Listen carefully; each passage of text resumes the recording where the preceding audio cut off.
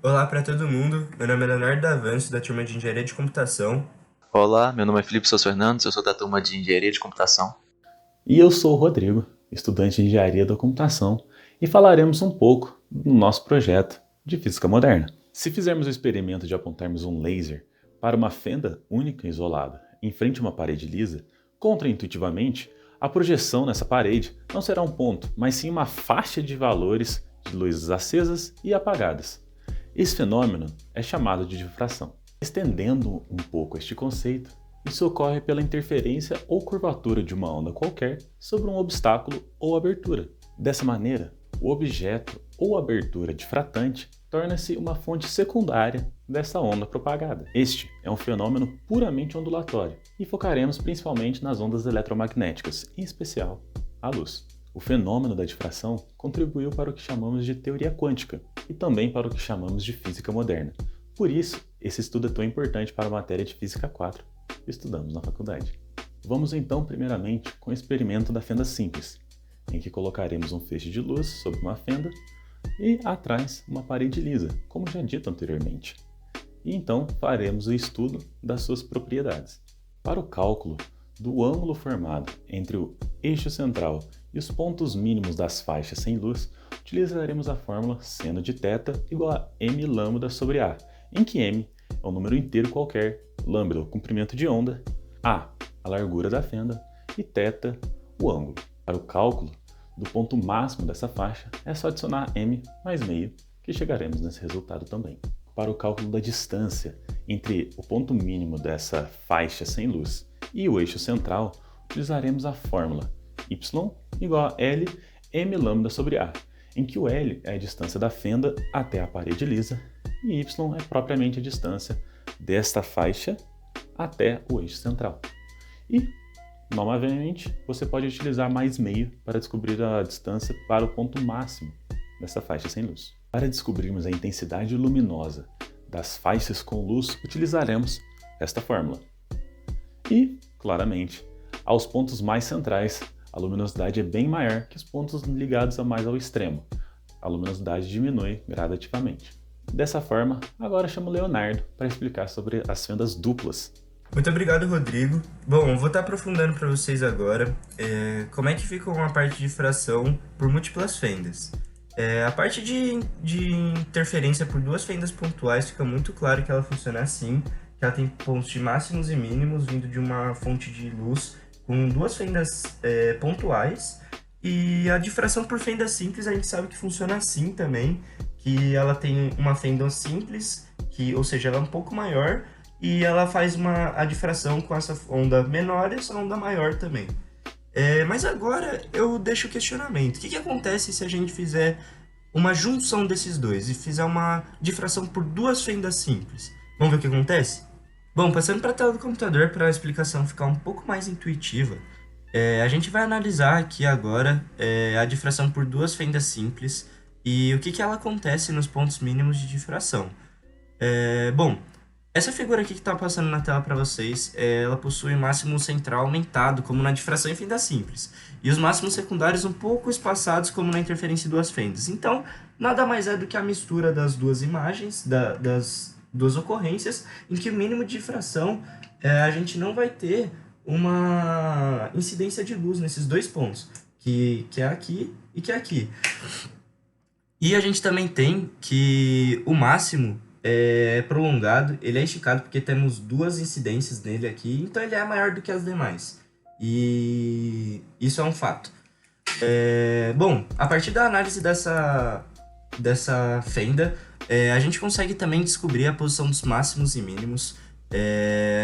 Analisando aqui a imagem que aparece para vocês, onde alfa é a largura da fenda e d é a distância entre as fendas. E θ nada mais é que o ângulo a partir do ponto que a gente quer analisar. Então, se a gente quer calcular o ângulo máximo de interferência, é igualzinho a gente fazia antes. É d vezes o seno de θ, que é igual a m vezes lambda. E o mínimo de difração continua sendo o mesmo. Alfa vezes seno de θ, que é igualzinho o m de lambda também. Ou seja, o que a gente pode fazer? A gente pode igualar esses dois. D vezes seno de θ, que é igual a alfa seno de θ. E o que isso vai trazer para a gente? Ele vai trazer uma razão D sobre A pra gente, para um caso de difração em duas fendas. Simples, né? Onde o primeiro mínimo de difração coincide com o quinto máximo de interferência, e após isso vamos esboçar a figura mostrando quantos máximos de interferência estão compreendidos entre o primeiro e o segundo mínimo de difração. Para o primeiro mínimo de difração, a gente pode fazer o cálculo da seguinte maneira. Aqui. A gente calcula que alfa seno de θ é igual a 1 vezes lambda, e D seno de θ é igual a 5 vezes lambda. Depois que a gente iguala eles, a gente tem o cálculo certinho de D sobre A, que vai dar 5. E a partir daí, a gente consegue dar prosseguimento para nossas contas. Bom, mas que conclusão a gente chega? Sabendo que o comprimento da onda da luz não muda nada, e D sobre A é igual a 5. Bom, a partir desse número 5, a gente sabe a partir de quantos máximos vai aparecer o mínimo. O que quer dizer que o primeiro mínimo tem um ângulo menor que o segundo, porque quanto mais ele se afasta do centro, maior é o ângulo, e qualquer máximo compreendido ali terá um ângulo maior que o primeiro mínimo e menor que o maior mínimo. E se liga nessa imagem aqui, que eu vou estar mostrando para vocês, que é o máximo compreendido entre qualquer dois mínimos. Que é exatamente essa simulação que aparece na tela aí para vocês, em que temos θ1 e temos θ2, que vão estar representando isso pra gente. E com isso a gente tira também que θ1 é menor que θ, que é menor que θ2. Então a gente pode tirar a conclusão também que seno de θ1 é menor que o seno de θ, que é menor que o seno de θ2. E a partir daí a gente pode começar a colocar na equação dos pontos mínimos, que é o que eu vou estar mostrando para vocês agora. Agora é tudo questão de igualar as equações e calcular elas. Que se a gente fizer a equação da posição dos pontos mínimos de difração, a gente vai ter que seno de θ1 é igual a 1 vezes lambda sobre A, e seno de θ2 é igual a 2 vezes lambda sobre A. E se a gente quiser calcular o máximo de interferência, a gente vai ter que fazer que seno de θ é igual a m vezes lambda sobre D, e se a gente substituir nessa nossa fórmula que a gente tem aqui, que seno de θ1 é menor que o seno de θ, que é menor que o seno de θ2, substituindo esses valores lá, a gente vai ter que essa equação vai ser lambda sobre A, que é menor que lambda m vezes lambda sobre D, que é menor que 2 vezes lambda sobre A. Só que para a gente conseguir chegar no D sobre A, que é o valor que a gente tem que é igual a 5, que essa relação é a mais simples que a gente consegue chegar, a gente tem que multiplicar tudo por D sobre lambda, que é exatamente o que está aparecendo na tela para vocês. E a partir daí fica tudo muito mais simples, que a gente vai ter D sobre A, que é menor que M, que é menor que 2D sobre A, e a gente já tem o valor de D sobre A, que ele é igual a 5. Ou seja, a partir desse momento, o que a gente descobre? A gente descobre que a gente tem 4 pontos de máximo de interferência, que são eles o 6, o 7, o 8 e o 9, que são os valores compreendidos entre 5 e 10. Aqui nessa imagem fica extremamente intuitivo e muito claro como é que fica a contagem. Aqui a gente tem o ponto 0, né, que ele não entra na nossa conta. Então aqui é o primeiro máximo, o segundo máximo, o terceiro, o quarto, quinto máximo, e depois disso a gente entra na outra onda, que a gente vai ter o sexto, sétimo, oitavo, nono máximo, que são os valores que estão apresentados aqui no segundo mínimo de difração pra gente. E assim como aparece no primeiro mínimo também, só que do outro lado, né? Que é exatamente igual, só que espelhado. Bom, isso aqui explica e finaliza o tópico de difração por duas fendas simples. Fica muito claro agora. E eu vou estar explicando para vocês como é que funciona a difração por N fendas. Dando uma rápida passada aqui por difração por N fendas, a gente tem que a difração por um número qualquer de N fendas não pontuais vai ser muito parecido com o de duas fendas. Só que dessa vez vai ser como se fosse o produto da interferência por N fendas com a difração por uma fenda pontual. Ou seja, a mudança não é tão grande assim. O que muda é que a gente vai ter que fazer o produto dessa interferência. E tem uns pontos que merecem ser ressaltados, que são os que estão aparecendo na tela aí para vocês. Que existem N-2 máximos secundários entre cada par de máximos principais. Existem N-1 mínimos entre cada par de máximos principais. Esses pontos não são encontrados quando ômega é igual a m vezes 2 vezes π sobre n, em que m é igual a 1, 2, 3, 4, 5 até n-1. E a intensidade máxima da figura acontece na franja central e é dada por n ao quadrado e zero, onde zero é a intensidade da luz incidente e n é o número de fendas. Ou seja, não muda muita coisa, a gente só vai ter que adaptar realmente a quantidade de fendas que vai ter e colocar nas formas que a gente já aprendeu. E, enfim, da minha parte é isso. Eu vou estar passando a palavra agora para o Felipe, que ele vai estar explicando um pouco mais para vocês sobre redes de difração. E é isso, muito obrigado. Obrigado, Leonardo. Agora eu vou falar sobre redes de difração. Uma rede de difração é um conjunto com várias fendas paralelas. E um exemplo disso é o CD. Mas quantas fendas tem uma rede dessa? Esse número tem que ser muito grande, tem que ser na ordem dos 10.000. E por isso faz muito mais sentido falar sobre densidade de fendas, que é dada pela seguinte forma, em que n é o número de fendas e L o comprimento da rede. Mas é possível considerar que L seja o produto do número de fendas pela distância entre essas fendas. E substituindo na primeira equação, a gente descobre que a densidade é, na verdade, o inverso da distância.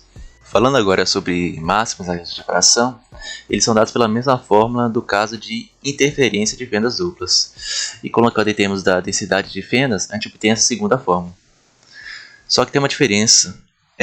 Como essa densidade é muito grande, o ângulo não é tão mais pequeno. Por isso a gente não pode fazer essa aproximação de seno igual ao ângulo. Outra coisa importante é que como a densidade de fendas é grande, a rede separa cores, sendo que as cores de menor comprimento de onda ficam na região central e à medida que se afasta da região central, o comprimento de onda aumenta. Também é importante falar sobre a largura das franjas.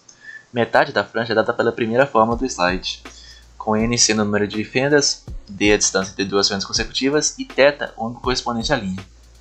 Como esse n é muito grande, o delta θ é pequeno, e por isso as franjas ficam estreitas, ficam parecendo linhas, igual na foto. E para o maço central, o ângulo é igual a zero, e por isso a fórmula fica igual à última do slide. Por fim, vou falar sobre a intensidade na rede de difração, que é dada pela primeira fórmula do slide, que é dividida em duas partes, uma que depende só de φ e outra que depende só de beta, sendo o beta e o φ dados pelas seguintes equações. Como o φ depende só de d, essa parte tem a ver com a interferência. E como o beta depende só de A, que é a largura da fenda, essa parte tem a ver com a difração. Algumas características da intensidade são que o valor máximo ainda é no valor central e é dado pela seguinte fórmula, n² vezes a intensidade da onda incidente. E existem n-2 máximos secundários e n-1 mínimos entre cada par de máximos principais, sendo que os mínimos são dados por esse gama, que com m variando de 1 a n-1. Agora eu vou falar sobre a resolução de uma rede de difração. Resolução se refere ao limite de diferença de comprimento de onda que a rede consegue separar. Ou seja, a capacidade de uma rede realmente separar as cores, e isso possui um limite. Fisicamente, é uma medida da largura das franjas de difração de diferentes comprimentos de onda, diferentes cores. A menor variação de comprimento de onda que uma rede consegue determinar é dado pelo poder de resolução cromático R, que é dado pela fórmula no slide, sendo esse produto NM dado pelo critério de Rayleigh, que diz: dois objetos começam a poder se distinguir entre si quando a distância deles é tal que o máximo de difração de um coincide com o mínimo de difração do outro. Agora mudando um pouquinho, se a gente fizer esse mesmo tipo de experimentos, só que com um feixe de elétrons, o comportamento, estranhamente, é muito semelhante, o que nos leva a induzir então que partículas não fariam aquele padrão, ou seja, os elétrons não podem ser partículas, eles devem ser ondas.